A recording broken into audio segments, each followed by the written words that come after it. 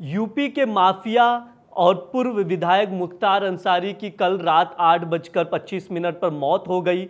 मौत के बाद से ही पूर्वांचल और दूसरी जगहों पर कुछ गाजीपुर जैसे क्षेत्रों में धारा 144 लागू कर दिया गया है, जिससे दंगा ना हो सके या किसी भी तरह की हिंसा ना हो सके। धारा 144 का मतलब है 4 या 4 से ज़्यादा लोग एक जगह पे इकट्ठा नहीं हो सकते।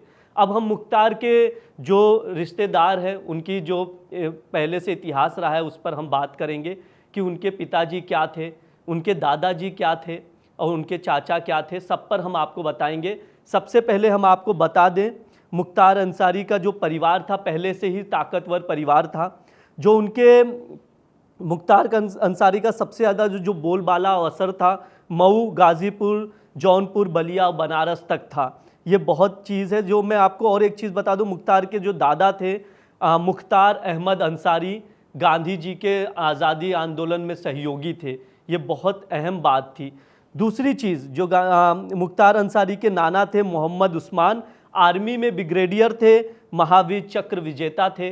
मुख्तार के नाना की एक और ख़ास बात है कि उन्हें पाकिस्तानी आर्मी ने आर्मी इन चीफ बनाने का ऑफ़र दिया था, लेकिन उन्होंने हिंदुस्तान को चुना और आर्मी का पोस्ट चीफ आर्मी का पोस्ट पाकिस्तान का ठुकरा दिया था। ये बहुत बड़ी बात होती है, आज़ादी के दौरान की बात है। इसके अलावा उनके पिता सुभानुल्लाह अंसारी पॉलिटिशियन थे।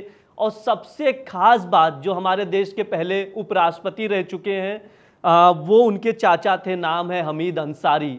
हमीद अंसारी के भतीजे हैं मुख्तार अंसारी।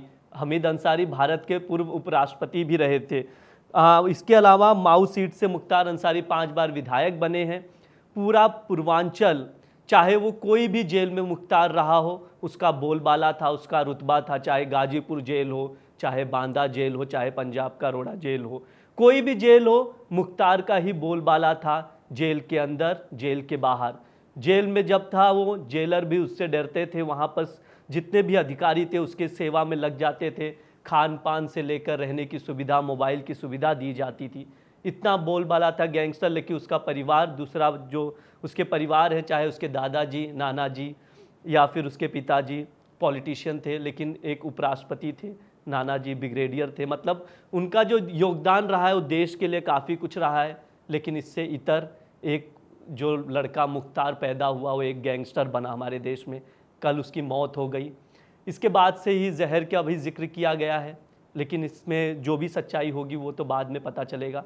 हम आपको ऐसे ही अपडेट देते रहेंगे। देखते रहिए India.com। शुक्रिया।